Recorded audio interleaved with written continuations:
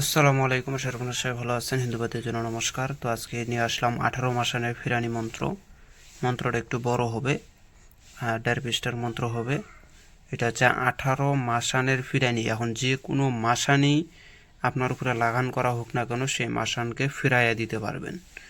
আপনার উপরে যদি কেউ কাল মাসান লাগান করলে তো বেশি টাইম দেয় না, তার আগে মাইরা ফেলা, যদি না মারে তাহলে আপনারা ফিরানি দিতে পারবেন।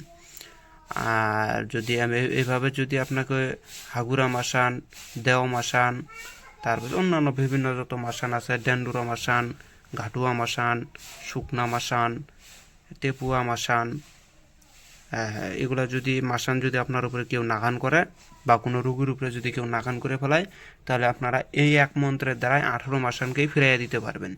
শুধু নিয়মটা একটু মনোযোগ দিয়ে শুনবেন, আর আমি মন্ত্রটা বলতেছি, মন্ত্রটা একটু শ্রবণ করবেন।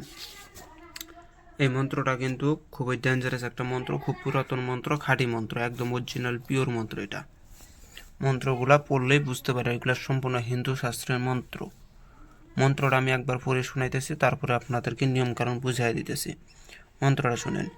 ত্রিকালে ছিল মাসান শুন কথা মোর, গর্ভেতে 10 মাস 10 দিন থাকিয়া ভূমিষ্ঠে জন্মিল, 18 কুড়িলা কাল গেরি কাল মাসান বেটা নারুর ফোঁটা যে শুনে আলসেকি শুনে মিশা কি মিশা ফেন্নার বালকের পদতলে মিশা ফেন্নার অঙ্গের নাগাম বান ফেন্নার অঙ্গের নাঘান বান 7,000 7 লাখ জুড়িবুটি সীতার নামে করি ভস্য ধা কি ধা মাসান বেটা দক্ষিণ লাগিয়া যা কি ঘাটত লাগিয়া যা কোন কোন মাসান হ্যাটুয়া মাসান টেপুয়া মাসান ডান্ডুরু ডান্ডুয়া মাসান ঘাটুরু ঘাটুয়া মাসান ডেলিরু ডেলুয়া মাসান 20 মাসান ছলনা মাসান 18 মাসানের মহারাজ মহাশান্তি আজ হইতে সকলে হয়ে যাও শান্তি ক্লিং ক্লিং ক্লিং কিলিং কিলিং।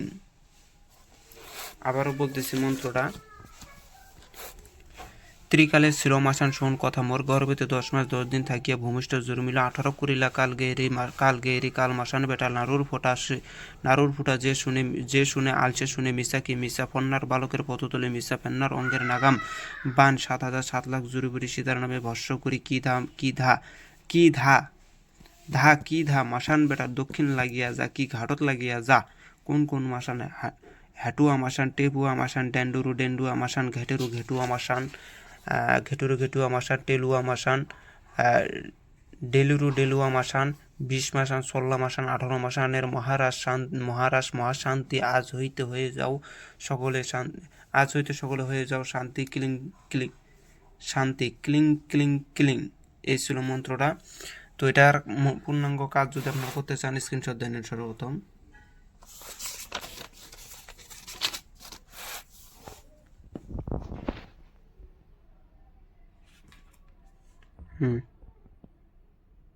তো মন্ত্রের নিয়ম বলতেছি। প্রথমে রুগী দক্ষিণ দিকে মুখ করে বসবে, সাধক উত্তর দিকে বসবে, পান সুপারি আগরবাতি। এখন বুঝাই দেই, রুগীকে দক্ষিণ দিকে মুখ করে বসাবে, হ্যাঁ, আর উত্তরের মুখ থাকবে, সাধকের মুখ থাকবে উত্তর দিকে আর রুগীর মুখ থাকবে দক্ষিণ দিকে। এভাবে বসায়া পান সুপারি সামনে রাখবেন, পান রাখবেন, সুপারি রাখবেন, আগরবাতি রাখবেন।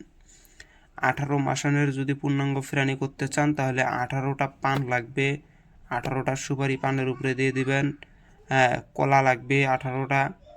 এগুলা দিয়া দুধ ধুনা এগুলা দিয়া, হ্যাঁ, পূজার মতন করে সাজাইয়া নেবেন। নেওয়ার পরে, হ্যাঁ, এই মন্ত্রটা বলবেন, আর ওই জবা ফুল নেবেন, আর ওই এই মানে রুগীর মন্ত্রটা একবার বলবেন, রুগীর মাথার থেকে নিয়ে নিচ দিকে ঝাইরা ওই কিবা যে যে যে ভোগগুলা দিচ্ছেন, হ্যাঁ, ওখানে ঘুরাবেন একবার, আবার নামাবেন, আবার ঘুরাবেন, আবার নামাবেন, আবার ঘুরাবেন। এভাবে মন্ত্রটা 18 বার জপ করবেন, কইরা 18 বার তার উপর থেকে নিয়ে এই আসনের ভিতরে ঘুরাবেন। তার যে খাদ্যদ্রব্য ধূপ ধুনাগুলো আছে ওর উপর ঘুরাবেন। ঘুরানোর পর ওই যে খাদ্যদ্রব্যগুলো আছে এগুলোকে একত্রিত কইরা কোনো নির্জন কোনো জায়গার ভিতরে এগুলা রাইখা দিয়ে চলে এসে পড়বেন। পিছনে আর তাকাইতে পারবেন না, সোজা চলে এসে পড়বেন। আপনার কাজ শেষ, 18 মাসানের নামানীয় হয়ে যাবে। রুগী ওই দিন থেকে সুস্থতা বোধ করবে। তো এই ছিল 18 মাসানের ফিরানি মন্ত্র। ভিডিওটা ভালো লাগলে অবশ্যই লাইক কমেন্ট শেয়ার করে। আরেকটা কথা বলে রাখি, সামনে অমাবস্যা আসতেছে। অমাবস্যা, কালী পূজা অমাবস্যা আসতেছে। যদি কোনো শিষ্য যদি সাধন ভোজন করতে চায় আমার সাথে যোগাযোগ করবে। আর যদি কোনো শিষ্য কাজকর্ম করতে চায় তারপরেও আমার সাথে যোগাযোগ করবে। আমি সরাসরি কাজ তাদেরকে করাইয়া দেবো, মানে করাইয়া দেবো বলতে কি আমি কাজ নেব, তারা করবে কাজগুলা। কার কাজ কেমন হয় আমি সেটা একটু দেখব। আর প্রথম কথা হচ্ছে যে ওই রাতে যদি কেউ সাধন ভোজন করতে চান তাহলে আমার সাথে যোগাযোগ করে আমার এখানে আসতে পারেন, যেহেতু আমার অনেকগুলো শিষ্য ওই রাত্রেবেলা আমার এখানে আসবে। কিন্তু আসবেন, একটু আপনাদের কষ্ট হবে, কেননা আমার এখানে থাকার একটু কষ্ট হবে। যদি এটা মেনটেন করতে পারেন তাহলে অবশ্যই আসবেন, নইলে আসার দরকার নাই। কেননা অনেকেই আছে ওস্তাদের বাড়ির থেকে ওস্তাদের বাড়ি যখন থাকে তখন ভালো, ওস্তাদের বাড়ির থেকে যখন চলে যায় তখন উল্টাপাল্টা কথা বলে। তো আমি চাই না যে এমন কোনো শিষ্য হোক যে সে আমাকে উল্টাপাল্টা কথা বলবে। হ্যাঁ, গুরুর বাড়িতে যদি যান, গুরু যেখানেই থাকতে দেয় সেখানেই থাকতে হয়। সেটা মাটি হোক বা কোনো জঙ্গল হোক, শ্মশান ঘাট হোক, যেখানে মন চায় ওখানেই থাকতে হয়। তো ওই রাতে যদি কেউ আসেন তাহলে যারা যারা আসবেন আশা করি তাদের একটু হলেও উপকার আমি করতে পারবো। তো সবাই ভালো থাকবেন, কথা হবে। আসসালামু আলাইকুম।